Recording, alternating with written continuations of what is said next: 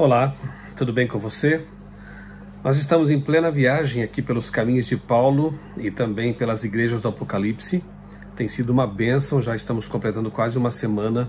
Visitamos cidades como Istambul, agora estamos na região da Capadócia, Ankara, também estivemos lá, a capital do país. E tem muita coisa para contar e espero que em breve eu consiga postar aqui no canal vídeos sobre essa viagem. Já postei quando passamos por Niceia, a caminho aqui da Capadócia. Nós viajamos de ônibus aí uns bons quilômetros, quase 600 quilômetros para chegar até aqui, a Capadócia, e no caminho nós passamos por Niceia.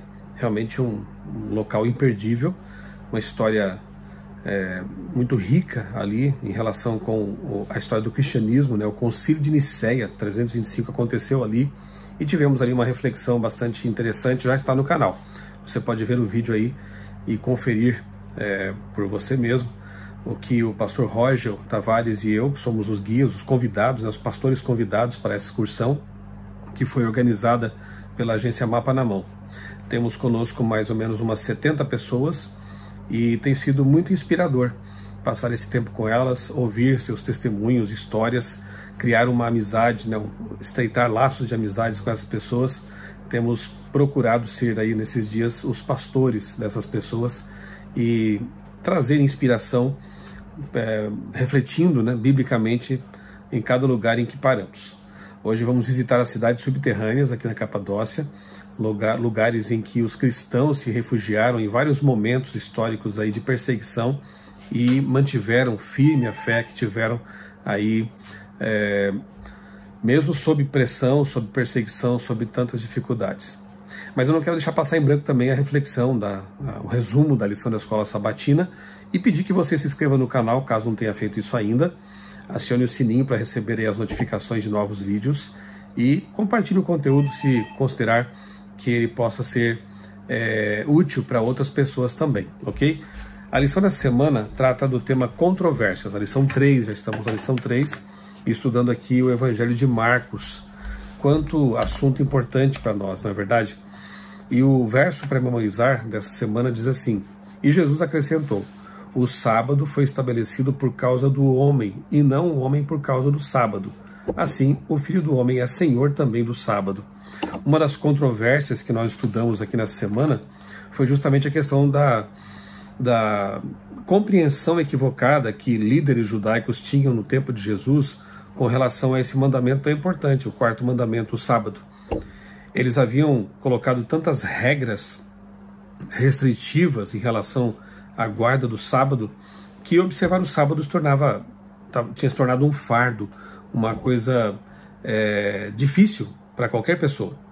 E, curiosamente, queriam discutir com aquele que criou o sábado, né, Jesus Cristo, e que deu de presente para a humanidade esse mandamento, esse dia especial, que começa na lei de Deus justamente com a palavra lembra-te. Lembre-se desse mandamento, que muitos têm esquecido, ironicamente. Jesus não veio para quebrar o sábado. É importante que se diga isso, porque algumas pessoas pensam que Jesus veio para abolir, quebrar.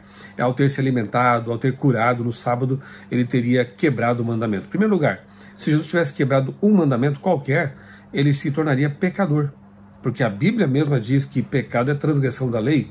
E se Jesus fosse pecador, ele não poderia ser o nosso Redentor, não poderia nos dar seus méritos e assumir nossa culpa.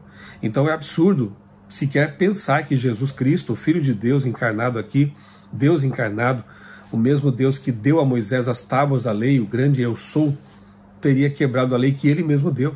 Ou então, Deus que deu para os filhos dele no Antigo Testamento mandamentos, teria alterado no Novo por considerá-los muito difíceis, um fardo.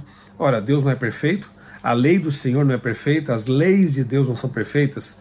Se Deus tivesse alterado qualquer mandamento dele no Novo Testamento, isso seria uma admissão de que aquilo que ele fez para os filhos dele no Antigo Testamento não havia sido perfeito, havia sido insuficiente. O que não se pode confundir é a questão da lei cerimonial e a lei moral. As leis cerimoniais, as leis que tinham relação com o santuário, elas foram úteis, foram importantes no seu tempo e da sua forma, da sua maneira, encontraram cumprimento na cruz. Então elas têm o seu prazo de validade Agora, a lei moral dos 10 mandamentos, ela é eterna. Ela existe antes do pecado. O sábado é mencionado já no Gênesis, lá na criação, antes do pecado, Gênesis 2, 1 a 3. Ele reaparece no mandamento ali como transcrito, né, em tábuas, aliás, escrito pelo dedo de Deus em tábuas, e atravessa toda a Bíblia, né, os patriarcas, os profetas, os discípulos, o próprio Jesus, Maria, Paulo, os cristãos primitivos, depois aparece no Apocalipse também, e lá em Isaías 66 é dito que os salvos continuarão guardando o sábado na eternidade. Então é um mandamento que vem antes do pecado e vai além do pecado, ou seja, ele faz parte da lei moral de Deus que rege a vida de todos os seres criados, inclusive os anjos. Então é preciso fazer distinção entre aquilo que Jesus veio mostrar que estava errado e aquilo que ele reafirmou ao dizer que ele mesmo é o Senhor do sábado. Jesus é o Senhor do sábado e nos deu de presente esse mandamento. Então no domingo, né, a parte do domingo fala de Jesus curando um paralítico no sábado, e aí começa essa controvérsia, né, com os líderes judaicos achando que era errado curar no sábado. Ora, que absurdo! Primeiro, Jesus estava cobrando por esse serviço, não era um trabalho rotineiro, era libertação, era cura, era o que Deus faz o tempo todo. Deus mantém o universo funcionando para nós o tempo todo, inclusive no sábado, obviamente. Deus mantém a nossa vida nesse dia. Mas que tipo de trabalho é esse? Não é verdade? Pense bem nisso, né? Como evitar a armadilha em que aqueles homens caíram? Ficar obcecados com as formas religiosas e perder de vista o que realmente importa. Muita gente às vezes fica preocupado com picuinhas, com regras, muitas das quais até sem sentido, são mais mandamentos humanos do que de Deus, e perdem o significado da religião, que é algo muito mais profundo, libertador, algo que nos preenche, que vem do coração, que vem de Deus, preenche o coração. Enfim, a verdadeira religião, ela é mais do que meras regras impositoras e restritivas, né? A religião de Deus nos liberta para obedecer os mandamentos de Deus, não regras humanas, como eu já disse, muitas delas sem sentido. Segunda-feira, o chamado de Levi e a questão do jejum. Realmente é muito bonito ver aqui como Deus chamou um cobrador de impostos. Aliás, eram todos muito improváveis, né, se nós analisarmos bem. Primeiro chamou pescadores, homens simples, homens ali de trabalho braçal, não pertenciam à escola dos rabinos. Chama 4, né, 4 irmãos, né, e esses 4 eram pescadores. Agora chama um cobrador de impostos, alguém que era tido pelos judeus como um traidor da nação, porque além de cobrar impostos para os invasores, os romanos, eles também roubavam, eles ficavam com parte desse imposto cobrado a mais para si mesmos. Lembra de Zaqueu, que enriqueceu roubando seu povo, mas que também se converteu? E aqui nós temos então Levi e Mateus, que foi um dos autores dos evangelhos. Olha como o evangelho é libertador, transformador. Quem diria que um dia um publicano, um cobrador de impostos, iria se tornar um discípulo, um autor da Bíblia, né? Isso é muito bonito. Então nós temos esperança, na verdade. Não importa o que tenhamos feito, como tenhamos vivido, qual tenha sido o nosso passado, se formos transformados por Jesus e aceitarmos o seu chamado, como Mateus aceitou de pronto. A gente lê na Bíblia que ele deixou a sua banca lá, seu caixa, né, e seguiu Jesus, abandonou tudo. Se nós tivermos essa disposição, também seremos transformados por Jesus. E aí houve críticas também, obviamente, né, como que esse Messias de vocês come com pecadores? E Jesus responde de forma muito direta, assertiva e profunda, né? Um médico não vem para os que estão bem de saúde, para os sãos. Um médico vem para quem está doente. E Jesus veio para os doentes pelo pecado. Enquanto a sessão anterior incluía um banquete oferecido por Levi, a história seguinte gira em torno da questão do jejum. Questionaram também o fato de que os discípulos de Jesus não jejuavam, como os discípulos de João Batista, por exemplo. E Jesus diz, olha, eles estão com o noivo, na festa. Como que alguém, estando numa festa de casamento com o próprio noivo, vai jejuar? Não fica nem bem, não é verdade? Depois que o noivo se for, eles vão ter muito tempo para jejuar. É óbvio que Jesus estava se referindo à sua morte aqui, né? E depois a sua despedida deles por ocasião da ascensão ao céu. Bom, qualquer motivo era motivo para eles que criticarem Jesus, por isso, por aquilo, né? Jesus enfrentou muitas e muitas críticas e incompreensões, inclusive de sua família, como veremos daqui a pouquinho, né? Na terça tem a questão das espigas, né? No sábado, em primeiro lugar, não era crime você passar por um campo naquele tempo e colher algumas espigas de trigo, por exemplo, para se alimentar quando estivesse com fome, porque a própria lei mosaica previa isso, né? O Antigo Testamento tem previsão para isso. Podiam passar por uma plantação e se alimentar. Levar isso, né, em sacolas ou em cestos, aí sim caracterizaria um roubo. Então, primeiro, não estavam fazendo nada errado no sentido de pegar algumas espigas para se alimentar. Segundo, não era quebrar o sábado, porque quem disse que comer no sábado é errado, é pecado? Na verdade, é um ótimo dia para você celebrar com a família, ter ali uma refeição gostosa, saborosa, para você desfrutar com a família, os filhos, os amigos. É um dia de celebração, né? Eles estavam com fome, qual o problema? E Jesus até usa uma comparação bem interessante de quando Davi e seus homens estavam famintos e foi-lhes permitido comer dos pães da proposição lá do santuário, que normalmente não se podiam, né, não se podia comer desses pães. Mas a questão ali era a preservação da vida, e Deus autorizou que Davi e seus homens comessem daqueles pães que representavam ali as tribos de Israel, pães ázimos, né, enfim. Então Deus não é um Deus irrazoável, é um Deus lógico, coerente. Quando nós lemos a Bíblia e compreendemos as atitudes de Jesus, vemos coerência, né? É muito importante ler sobre Jesus e meditar sobre seus ensinamentos e atitudes e viver como imitadores de Jesus. Então, na quarta e quinta, finalizando aqui, nós vemos aqui uma história em formato de sanduíche. Interessante, não? É um recurso literário aqui. A Bíblia é inspirada por Deus, né? Então Deus ele inspirou seus autores, inclusive, a usar recursos literários para reafirmar verdades importantes. Nós temos, por exemplo, o recurso do quiasma, que era muito comum na literatura judaica, de você colocar no centro de um texto, partindo das extremidades, aquilo que era mais importante, aquilo que era a essência do texto. Alguns livros bíblicos são em formato de quiasma, é uma coisa bem interessante. Nós temos a poesia hebraica dos Salmos, por exemplo, Provérbios, né, que repete uma ideia e amplia o conceito. Enfim, tem muitos recursos literários que foram usados na Bíblia com objetivos muito claros. E aqui nós temos o texto em sanduíche, né? Começa um assunto, interrompe, traz um outro assunto no meio e depois no final volta ao primeiro assunto, concluindo aquela ideia. E aqui no caso, em Marcos 3, nós temos uma menção à família de Jesus, que veio para buscá-lo, porque não haviam compreendido sua missão, achavam que ele estava meio louco, né? Nem comia, estava ali só pregando para as multidões. O que aconteceu com Jesus? Foi incompreendido pelos seus parentes mais próximos, né? E nós temos no meio ali a crítica dos líderes judaicos, mais uma vez, dizendo que Jesus estava curando pelo poder do diabo. Olha que absurdo, né? E Jesus até diz, olha, uma casa dividida. Na verdade, olha só que interessante, a casa dividida pode se referir à família dele, que não estava compreendendo sua missão nesse momento, mas é bom saber que depois eles vão entender, obviamente, né?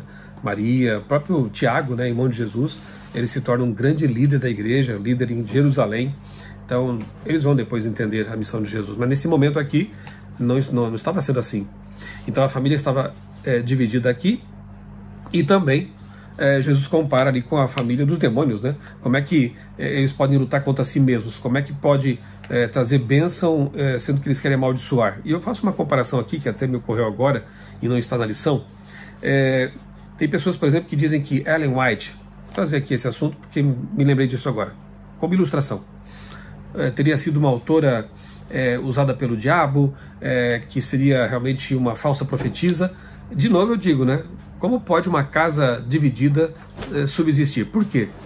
Porque, por exemplo, eu leio já há 30 anos esses livros de Ellen White, estudo, na verdade, o que ela escreveu já há um bom tempo, creio ter lido praticamente tudo que existe traduzido para o português, pelo menos, tem muita coisa em inglês também, e, sinceramente, eu tenho sido sempre abençoado pelos escritos dela.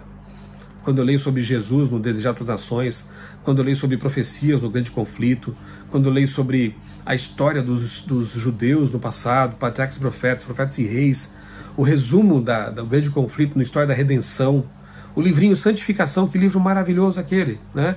No Deserto da Tentação, também outro livro maravilhoso. Caminho a Cristo, que obra incrível. Nos aproxima de Deus, nos convida a conhecer mais a palavra de Deus, exalta a Bíblia.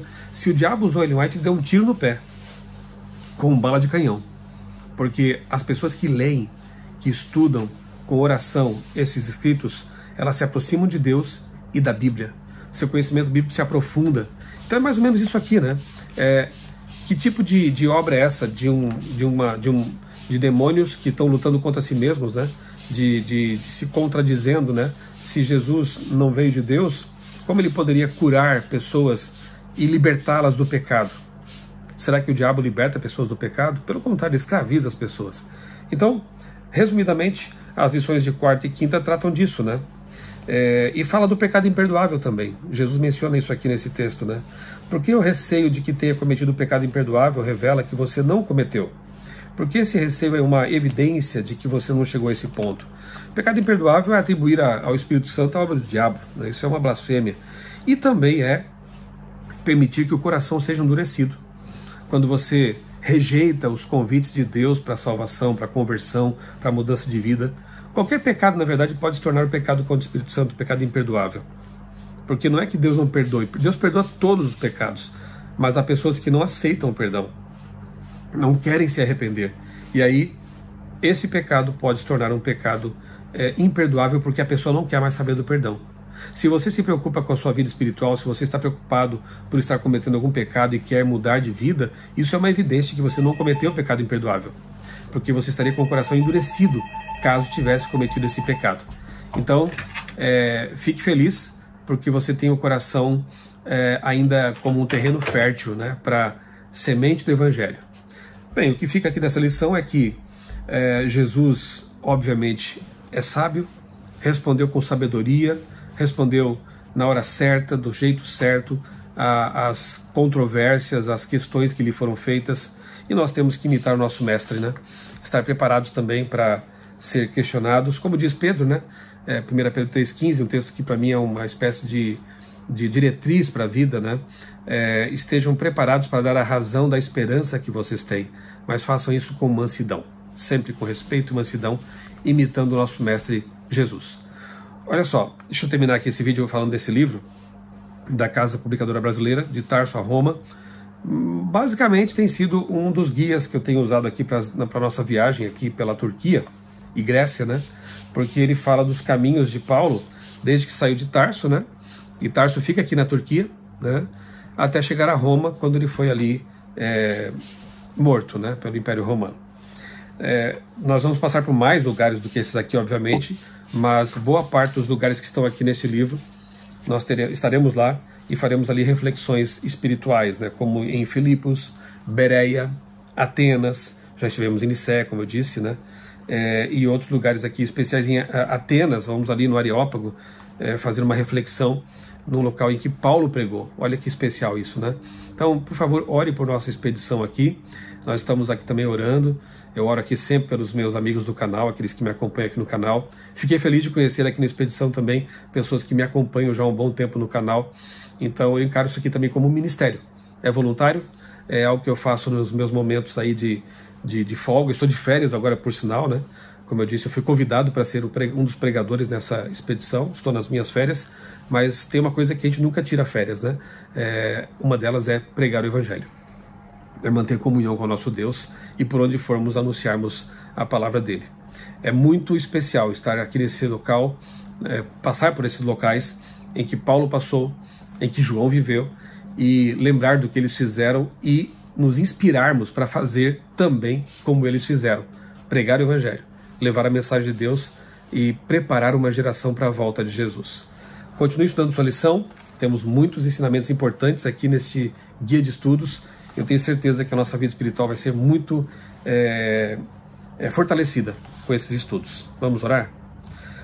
Pai querido, muito obrigado por mais essa lição, por esse estudo tão importante para a nossa vida, o exemplo de Jesus, como ele falava, como ele agia, como ele reagia, que sejamos também, assim, imitadores de Cristo, vivendo à luz de seus ensinamentos e pregando o Evangelho com palavras e atitudes por onde nós passarmos. Nós oramos agradecidos em nome de Jesus. Amém. Um grande abraço para você, Deus abençoe grandemente a sua vida e também a sua família.